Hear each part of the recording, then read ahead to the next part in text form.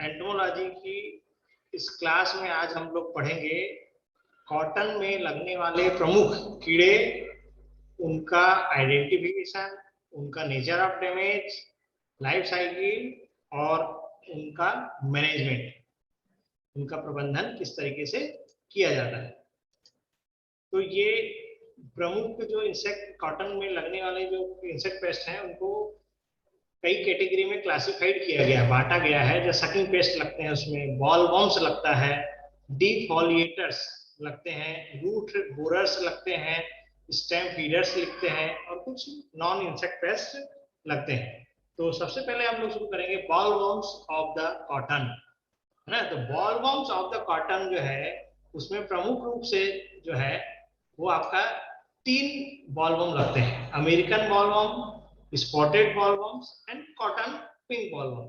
American bollworm, इसका scientific name है Helicoverpa armigera, Lepidoptera order, family Noctuidae. Spotted bollworms, इसकी 2 species होती हैं, इरियास वाइटेला और इरियास इंसुलाना। यह भी लेपिडोप्टेरा ऑर्डर का इंसेक्ट है, जिसकी फैमिली है नॉक्टिडी। तीसरा बॉलवर्म कॉम्प्लेक्स में जो पेस्ट आता है उसको बोलते हैं कॉटन पिंक बॉलवर्म। का साइंटिफिक नेम है पैक्टिनोफोरा गॉसिपिएला, ऑर्डर है लेपिडोप्टेरा, फैमिली है जिलेजिडी। तो ये जो तीनों बॉलवर्म जो है वो मिलकर के बॉलवर्म कॉम्प्लेक्स बनाते हैं, जो कि कॉटन के एक प्रमुख पेस्ट में आता है। और ये जो कॉटन बॉलवर्म्स हैं ये बहुत डिस्ट्रक्टिव ग्रुप्स है ना, और मोस्टली जहां भी कॉटन ग्रो किया जाता है वहां पे ये मिलता है। जिसमें कि स्पॉटेड बॉलवर्म जो होता है वो अर्ली स्टेज में आता है, जब प्लांट की हाइट 15 से 20 सेंटीमीटर की रहती है उस समय आता है, कंटिन्यूअसली सूट के ऊपर फीड करता है। देन लेटर स्टेज पे जब आपका उसकी कॉटन की बॉल वगैरह बन जाती है उस समय में अमेरिकन बॉलवर्म और कॉटन पिंक बॉलवर्म आता है। और ये जो दोनों हैं आपका American bollworm, cotton pink bollworm, इनमें से कॉटन पिंक बॉलवर्म जो है ये स्टोरेज में भी रहता है, ये बहुत ज्यादा डिस्ट्रक्टिव पेस्ट है। और ये इवन मिल्स में जब कपास से बीजों से कपास को अलग किया जाता है उस समय में भी जो कॉटन पिंक बॉलवर्म जो है वहां दिखाई देता है। तो ये बहुत सीवियर प्रॉब्लम्स है। तो ये देखिए, शुरुआत करते हैं हम लोग अमेरिकन बॉलवर्म, हेलिकॉर्पा आर्मीजेरा लेपिडोप्टेरा नॉक्टिडी। ये पॉलीफेरस पेस्ट है, जैसा कि इसके बारे में हम लोगों ने पिछली क्लासेस में भी पढ़ा है। तो ये जो है 40 to 65% कॉटन प्लांट को डैमेज करता है। ये इसका एडल्ट है, जिसमें कि एडल्ट जो है मीडियम साइज मॉथ होती है, लाइट ब्राउन कलर की मॉथ है ये, जिसके की फोरविंग्स जो है वो लाइट ब्राउन कलर के होते हैं और जिनके ऊपर प्रोमिनेंट ब्लैक स्पॉट्स पाए जाते हैं। जबकि हैंड विंग्स जो होते हैं वो ग्रे कलर के होते हैं और उनकी जो मार्जिन होती है एपिकल मार्जिन, उस एपिकल मार्जिन पे चौड़ा काले रंग का पैच पाया जाता है। और इसकी लाइफ साइकिल देखेंगे तो ये जो ये सिंगली अंडे देता है ना, सिंगली अंडे देता है, टेंडर सूट्स में देता है या स्क्वायर्स अर्थात जो बॉल है, कॉटन की जो बॉल है उस पर देता है, फ्लावर बड्स में देता है, ब्रैक्ट्स में देता है। और इसका इंक्यूबेशन पीरियड है 3 से 4 दिन। जबकि लार्वा जो है वो सेम जैसा पिछली क्लास में हम लोगों ने पढ़ा था, 5 से 6 साल का होता है, 3.5 से 4 सेंटीमीटर की लंबाई में होता है, वेरियस कलर्ड होता है ना, डिफरेंट कलर्स। ये जिस होस्ट को फिट करता है उसके अकॉर्डिंग इसके कलर्स जो है वो चेंज आते हैं, pale green, dark green, brown, dark brown, है ना, होता है। और इसके जो साइड में लेटर साइड पे जो है इसके सबसे बड़ी मार्क ऑफ आइडेंटिफिकेशन है, ये जो लेटर साइड है उस पर जो है येलोइश लाइन दोनों साइड और जिगजैग लाइन जो है व्हाइट कलर की होती है। और यह जो है लार्वल पीरियड जो है 30 से 40 दिनों में कंप्लीट करता है। और इसका जो प्यूपा होता है वो प्यूपेशन जो है वो सॉइल में होता है ना, और प्यूपा जो है ब्राउन कलर का होता है, ये देखिए दिखाई दे रहा है, सॉइल में पाया जाता है। और जो प्यूपेशन पीरियड है वो 9 से 12 दिन का होता है। तो इसका जो नेचर ऑफ डैमेज है, सिम्टम ऑफ डैमेज जो है सिंपल, जैसा पहले पढ़ा था वैसे ही है कि अर्ली स्टेज में ये क्या करेगा, टेंडर लीव्स को जो है क्रच करके खाएगा, जिसका क्लोरोफिल कंटेंट को खा लेता है। बाद की स्टेज में जो है ना, जो स्क्वेयर्स होते हैं या यंग फ्लावर बर्ड्स होते हैं या डेवलपिंग बॉल्स होती है उसको अंदर रह करके खाता है, जिसमें ये क्या करता है, उसका जो सिर और जो थोरेक्स पोर्शन होता है वो इनसाइड बॉल के अंदर घुस जाता है, जबकि रेस्ट ऑफ द बॉडी है ना, रेस्ट ऑफ द बॉडी जो होती है वो उस बॉल या स्क्वेयर्स के बाहर रहती है ना। और जिसके कारण से ये खाता कम है लेकिन उससे ज्यादा नुकसान पहुंचाने का कार्य करता है ना। ये अधिक बालों को डैमेज करता है इसी के कारण से, क्योंकि आधी बॉडी अंदर है आधी बाहर है, तो खाया निकल करके फिर दूसरी बॉल के ऊपर वो नुकसान पहुंचाता है। और जब ये उसको खाता है, उस स्क्वायर्स को जो है ना क्या करता है, एंटी होल जो होते हैं ना जहां से घुस रहा है उसको एक्सक्रीटा के जरिए बंद नहीं करता है, ठीक है।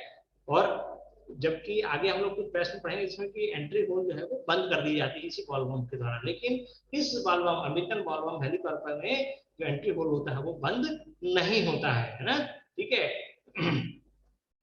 और इसमें जो मैच्योर्ड बॉल्स होते हैं वो ड्रॉप भी नहीं होते हैं, बट उसके अंदर जो लॉक्यूल्स होते हैं 3 या 4 लॉक्यूल्स होते हैं, तो इसमें 1 या 2 लॉक्यूल्स जो हो जाता है वो क्या डैमेज हो जाता है ना। और इसके साथ साथ चूंकि ये ओपन रहता है इसलिए इसमें माइक्रो ऑर्गेनिजम्स भी डेवलप हो जाते हैं, है ना, ठीक है। इनिशियली अगर इसका अटैक होता है तो क्रॉप के प्रोडक्शन पे थोड़ा असर कम पड़ता है, लेकिन अगर ये जब लेटर स्टेज पे अटैक करता है तो उस समय में इसका अटैक असर यील्ड के ऊपर बहुत ज्यादा पड़ता है।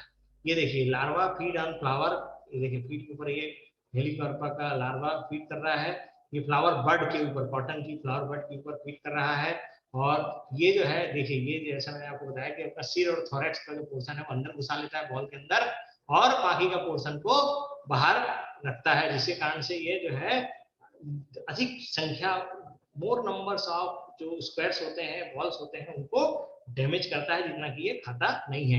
ये देखिए एंट्री होल जो है इसकी ये प्लग नहीं होती है एक्सक्रीटा से, ठीक है। तो इस प्रकार से जो है इसका nature of damage life cycle है। मतलब बात मैनेजमेंट की आती है तो इसका मैनेजमेंट में इसका जो ईटीएल होता है, इकोनॉमिक थ्रेशोल्ड लेवल, वो एक एग या एक लार्वा पर प्लांट में दिखाई देगा, तो ये ईटीएल लेवल हो गया, है ना।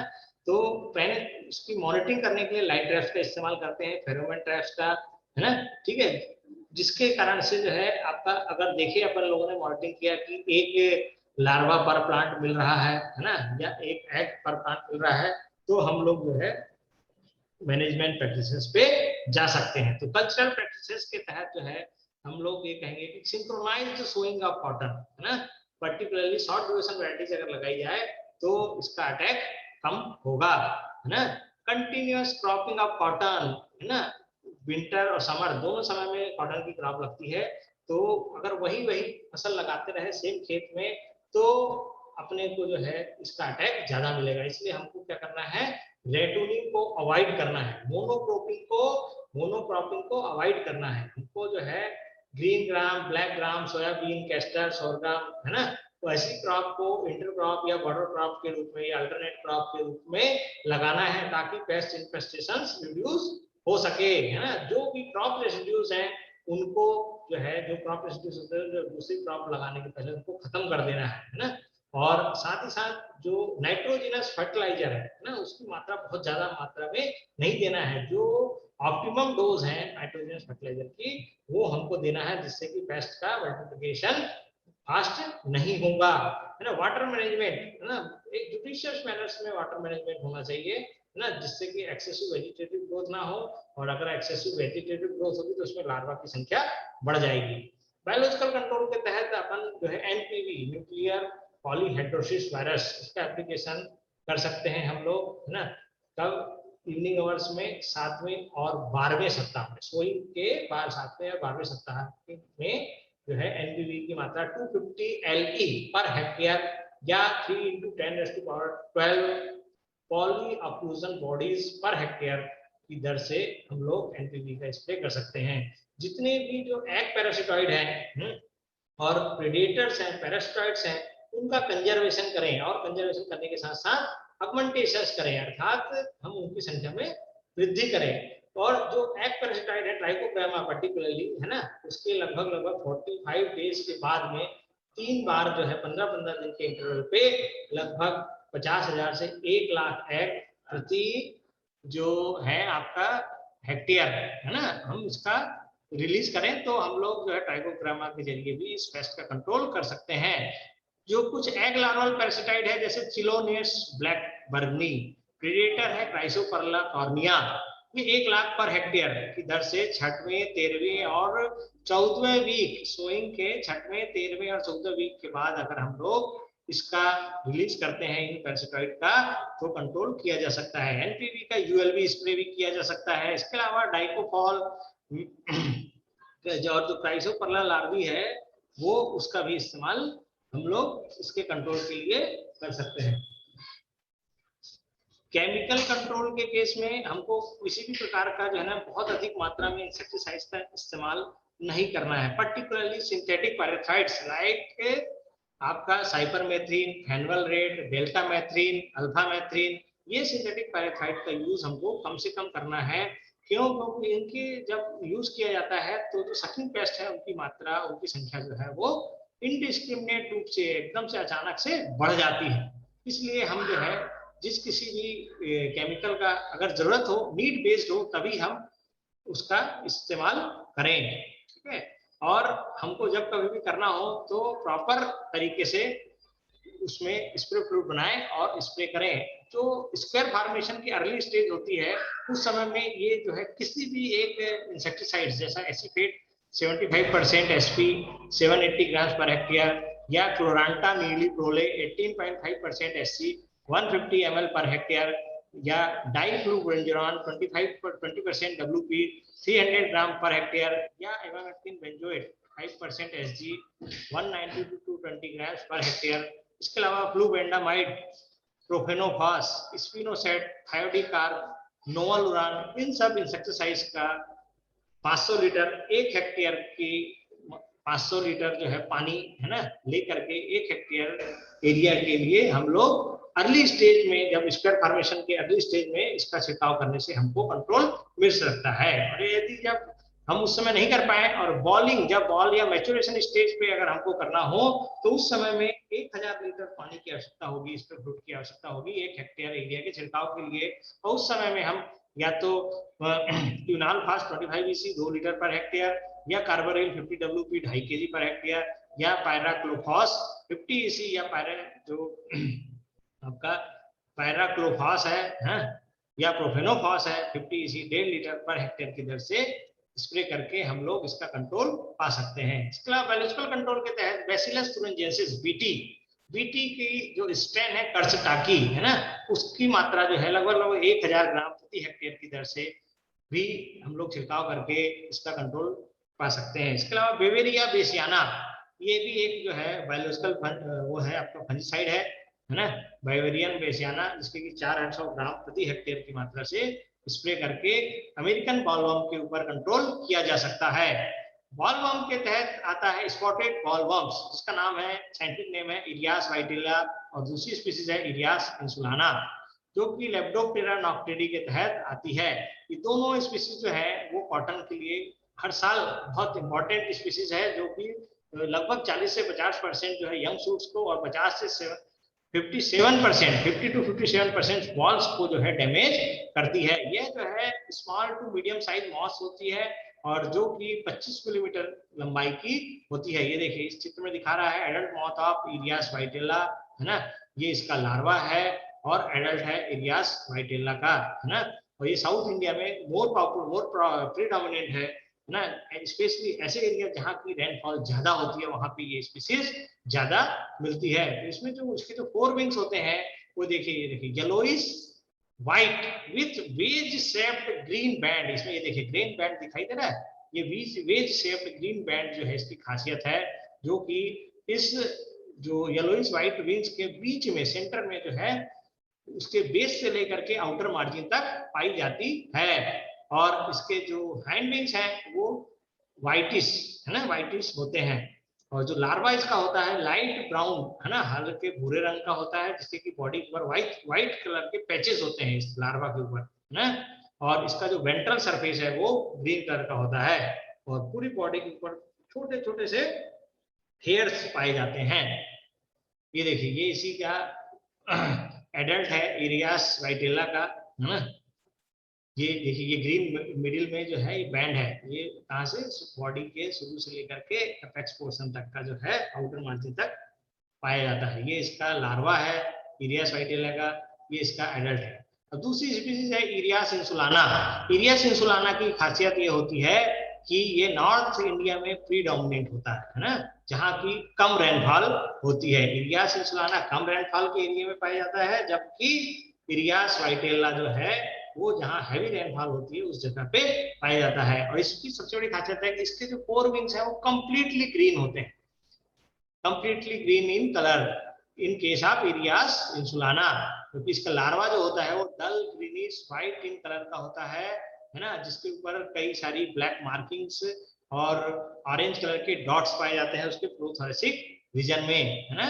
ये देखिए ये इसके अंडे हैं, ये अंडे भी जो है सिंगली दिए जाते हैं, या अगर देगा तो 2 से 3 की ग्रुप में टेंडर लीव्स में इसके अंडे दिए जाते हैं, यंग सूट्स में दिए जाते हैं, स्क्वायर्स में दिए जाते हैं, बॉल्स में दिए जाते हैं, है ना। और एक फीमेल जो है 63 से 700 अंडे अपनी लाइफ साइकिल में देती है। इसका जो इंक्यूबेशन पीरियड है वो 3 से 10 दिन का होता है। ये इसका जो है कैटरपिलर है, कैटरपिलर लाइट ब्राउन कलर का होता है, जिसके ऊपर की व्हाइट पैचेस होते हैं और मार्किंग्स होती है, और वेंट्रल एस्पेक्ट जो है वो ग्रीन कलर का होता है, जिसकी लंबाई 1.5 से 2 सेंटीमीटर की होती है, और बॉडी के ऊपर छोटे छोटे ब्लिस्टर सीटी या हेयर्स पाए जाते हैं, है ना। ये देखिए ये वही जो है चीजें। इसका लार्वल पीरियड जो है वो 9 से 20 दिन का होता है वार्म वेदर में, जबकि विंटर के केस में 50 से 60 दिन का लार्वल पीरियड होता है। इसका जो पीपा है, ये देखिए पीपेशन जो है वो कहाँ होता है, बॉल्स के बाहर होता है ना। ये टफ बोट शेप्ड का जो है डर्टी व्हाइट कलर का सिल्किन कोकून बनाता है, डर्टी व्हाइट कलर का बोट शेप का सिल्कन कोकून बनाता है प्लांट्स के ऊपर, या जो जमीन पे गिरी हुई फॉलन लीव्स है उसके ऊपर, या सॉइल के ऊपर है।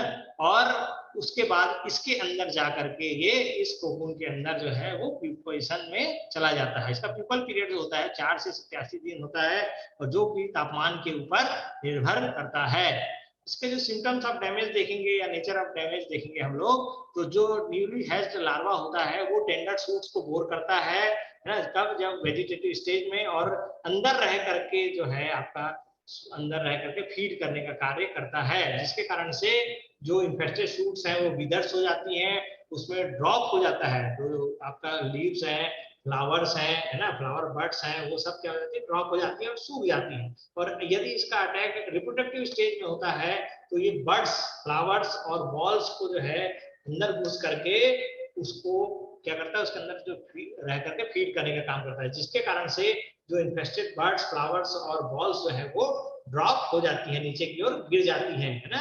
और जो बोर्ड होल्स जो होता है ना, बॉल्स में जो छेद किया हुआ रहता है उसको ये क्या करता है, अपने एक्सक्रीटर से भर देता है ना, एक्सक्रीटर से भर देता है, और अंदर रह करके टोटली जितना भी जो अंदर उसके सीड्स वगैरह हैं, बॉल्स के जो अंदर स्क्वायर्स वगैरह हैं, उसके अंदर के कंटेंट्स को खा करके उसको पूरा का पूरा क्वालिटी को डिस्ट्रॉय कर देता है। इसके सिम्टम्स देखेंगे तो drawing and dropping of young shoots, है ना, यंग शूट्स जो है वो क्या सूख जाएंगी और गिर जाएंगी, है ना।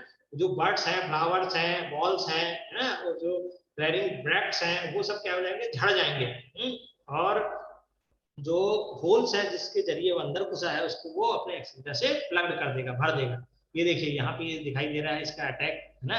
ये जो कोई भी नीली हैच्ड लार्वा है इसका, स्पॉटेड बॉलवर्म का जो है ना, वो टेंडर शूट्स में वेजिटेटिव स्टेज में ऐसा फीड करते अंदर घुस जाता है, अंदर घुस करके फीड करता है, जिसके कारण से ये जो सूट्स हैं वो क्या हो जाता है, विदर हो जाती है ना। ये देखिए ये जो है आपका बोर्ड होल्स को इसने क्या कर दिया है, एक्सक्रीटा से प्लग कर दिया, बंद कर दिया है ना। इसके मैनेजमेंट की बात है तो इसका ईटीएल जो होता है 10% इन्फेस्टेड फ्रूट्स, या 10% इन्फेस्टेड स्क्वायर्स, या 10% इन्फेस्टेड बॉल्स, इसका इकोनॉमिक थ्रेशोल्ड लेवल होता है। कोई भी एक केमिकल का इंसेक्टिसाइड, केमिकल इंसेक्टिसाइड का स्प्रे करके भी हम लोग इस पेस्ट को कंट्रोल कर सकते हैं। फॉर एग्जांपल क्लोरांटियर नीली प्रोले 18.5% एससी 150 ml पर हेक्टेयर, या फ्लूबेंडामाइड 39.35% एससी 100 से 125 मिलीलीटर पर हेक्टेयर, या indoxacarb 14.5% SC 500 ml per hectare, या profenofos 50% EC 1500 to 2000 ml per hectare. Biological control के लिए बैसिलस thuringiensis वैरायटी का स्टाकी का इस्तेमाल 1000 ग्राम प्रति हेक्टेयर की दर से कर भी हम लोग स्पॉटेड बॉलवर्म का कंट्रोल कर सकते हैं। तीसरा बॉलवर्म है पिंक बॉलवर्म, जिसका साइंटिफिक नेम है पैक्टिनोफोरा गॉसिपेला, ऑर्डर लेप्डोप्टेरा, फैमिली जिलेटिडी। ये देखिए इसमें जो इसका एडल्ट जो होता है वो डार्क ब्राउन मॉथ होता है, और इसकी जो लेंथ होती है वो 1 सेंटीमीटर की होती है। इसकी 4 विंग्स देखिए नैरो होते हैं, पतले होते हैं और ट्रेपेजॉइडल इन शेप के होते हैं, जो चित्र में दिखा रहा है। हाइंड विंग्स जो होते हैं राउंड है ना, एपिकल मार्जिन की ओर राउंड शेप में होते हैं, गोलाकार होते हैं, जबकि जो 4 विंग्स होते हैं और हाइंड विंग्स दोनों फ्रिंज टाइप के होते हैं। और जो हाइंड विंग्स है वो आपका फ्रिंज साथ हल्का लाइट ब्राउन कलर का होता है। इसकी लाइफ साइकिल की अगर हम बात करें तो जो फीमेल मॉथ होती है वो छोटे स्मॉल फ्लैट एग्स देती है सिंगली, है ना, टेंडर लीव्स के ऊपर, फ्लावर्स के ऊपर, स्क्वायर्स के ऊपर या डेवलपिंग बॉल्स के ऊपर सिंगल एग लेइंग करती है। एक फीमेल जो है 400 अंडे देती है। इसका इंक्यूबेशन पीरियड 4 से 25 दिन का होता है। जबकि लार्वा जो होता है 3 लार्वल स्टार्स होते हैं, फर्स्ट स्टार, सेकंड स्टार्स। जो लार्वा होता है वो ग्रीन इन कलर का होता है। इसमें सबसे बड़ी बात ध्यान देने की, इसके मार्क ऑफ आइडेंटिफिकेशन यही है लार्वा। तो इसका जो पहला और दूसरा सेकंड स्टार जो लार्वा है वो ग्रीन कलर का होता है, जबकि उसके बाद के जो स्टार तीसरा स्टार है वो पिंकिश कलर का, पिंक कलर का हो जाता है और स्मूथ होता है, चिकना और पिंक कलर का होता है ना, जिसकी बॉडी के ऊपर जो है वो ब्राउन कलर का, ये देखिए ये हेड ब्राउन कलर का होता है और ये बॉडी जो है आपकी देखिए गुलाबी रंग की हो जाती है, लेटरल स्टार, है ना।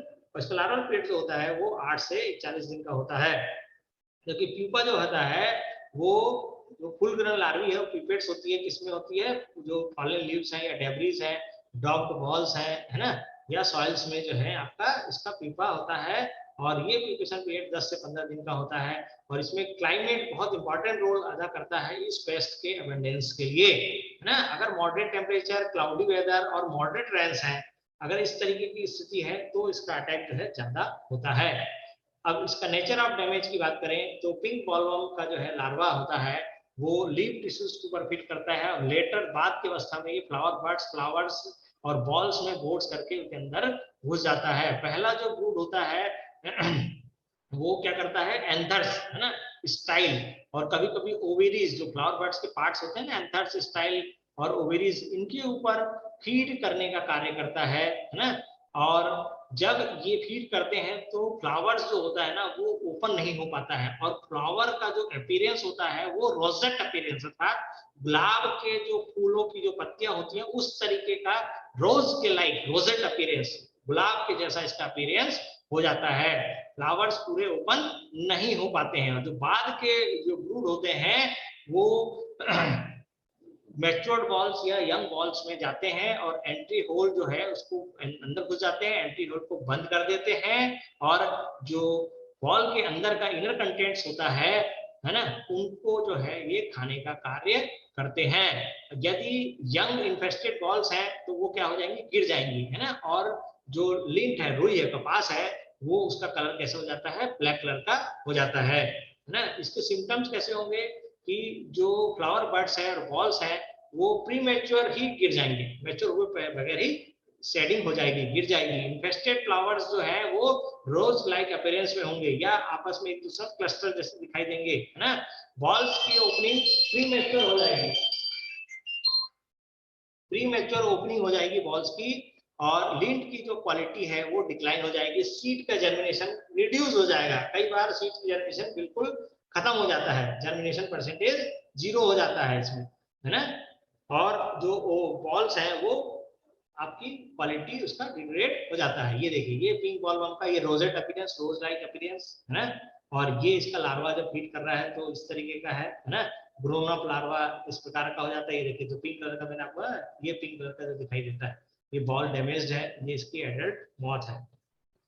ये देखिए larva inside the matured ball, है ना। ये देखिए लार्वा फीड्स इनर कंटेंट, पूरा इनर कंटेंट की क्वालिटी को खराब कर देता है। पिंक बॉलवर्म के मैनेजमेंट के लिए जो है इसका इकोनॉमिक थ्रेशोल्ड लेवल जो है 10% इन्फेस्टेड फ्रूटिंग पार्ट्स, है ना, अगर है तो वो ईटीएल कहलाता है। फेरोमोन ट्रैप्स हमको मॉनिटर करने के लिए, है ना, लगाना चाहिए। और एक पैरासाइट ट्राइकोग्रामेटोइडिया बैक्टीरी, है ना, 1 लाख पर हेक्टेयर, है ना, लगभग कम से कम वीकली इंटरवल पे 3 रिलीज करना चाहिए इस पैरासाइट का। तो पिंक बॉलवर्म के एग्स जो है कंट्रोल किए जा सकते हैं, खत्म किए जा सकते हैं। और किसी भी केमिकल इंसेक्टिसाइड जैसे फोजेलॉन 35% EC 2000 ml पर हेक्टेयर या triazophos 40 EC 2.5 litre per hectare की मात्रा की छिड़काव करके भी हम लोग इस पेस्ट का कंट्रोल कर सकते हैं। ये हो गए आपके बॉलवर्म कॉम्प्लेक्स। अब बात आती है सकिंग पेस्ट, है ना। तो सकिंग पेस्ट इसमें कॉटन में बहुत सारे लगते हैं, जैसे leafhopper, Amrasca, biguttula, Hemiptera, Cicadellidae, aphids, Aphis gossypii, Hemiptera Aphididae, whitefly, Bemisia tabaci, Hemiptera Aleyrodidae, thrips tabaci, Thysanoptera Thripidae, red cotton bug, Dysdercus cingulatus, Hemiptera Pyrrhocoridae. इस प्रकार से ये जो पेस्ट है ये सकिंग पेस्ट की category में आते हैं। तो पहला पेस्ट है whitefly, Bemisia tabaci, order Hemiptera, family Aleyrodidae, है ना। तो इसके जो एडल्ट्स होते हैं वो बहुत छोटे होते हैं, स्मॉल होते हैं, सॉफ्ट बॉडीड होते हैं, हल्के से सफेद और येलो कलर के होते हैं, और जिनके विंग्स जो होते हैं व्हाइट कलर के होते हैं, और बॉडी के ऊपर एक हल्का सा वैक्स जैसा कोटिंग किया हुआ रहता है, ये देखिए। और ये सामान्यतः पत्तियों की पिछली सतह पे क्लस्टर के रूप में जो है पाए जाते हैं, और इसके दोनों नेम्स और एडल्ट्स दोनों जो है आपका लीफ के पीछे की ओर एक झुंड में इकट्ठे रहते हैं और पत्तियों का रस चूसने का कार्य करते हैं। ये एक पॉलीफेगस पेस्ट है ना, जो कि भिंडी, पोटैटो, टमाटो, है ना, सब में अटैक करता है। इसके एग देखेंगे तो स्टॉक्ड एग्स होते हैं, जो कि सिंगली दिए जाते हैं। कहाँ पे? लोअर सरफेस, है ना, लीव्स की लोअर सरफेस पे दिया जाता है। एक फीमेल जो है व्हाइट फ्लाई की, एक फीमेल जो है 120 अंडे देती है, उसका जिसका इंक्यूबेशन पीरियड 3 से 5 दिन होता है। जबकि इसका नेम्स जो होता है वो पहले के जो इंस्टार्स होते हैं, फर्स्ट इंस्टार्स, वो बहुत एक्टिव होते हैं, हाईली मोबाइल होते हैं, इसलिए उनको क्रॉलर्स बोला जाता है, जो कि ग्रीनिश येलो इन कलर के होते हैं। जबकि सेकंड और थर्ड इंस्टार नेम्स होते हैं वो फ्लैट होते हैं, स्केल लाइक होते हैं और इमोबाइल होते हैं, है ना। और जो फोर्थ मोल्ट के बाद, है ना, ये क्या करता है, फीडिंग स्टॉप कर देता है, और जो निम्फल स्टेज है वो सुडो प्यूपल स्टेज में जाता है। इसीलिए कहा जाता है हेमिप्टेरा ऑर्डर का व्हाइट फ्लाई एक ऐसा इंसेक्ट है जिसकी की लाइफ साइकिल में 3 स्टेज होने की बजाय 4 स्टेज होती है। क्यों? क्योंकि इसका जो प्यूपल स्टेज है वो सुडो प्यूपल स्टेज कहलाता है। बहुत कम पीरियड के लिए, 2 दिन के लिए रहता है, इसलिए इसको जो है आपका कहा जाता है सुडो प्यूपल स्टेज, है ना। और इसका जो निम्फल पीरियड है वो 5 से 35 दिन का होता है। Total life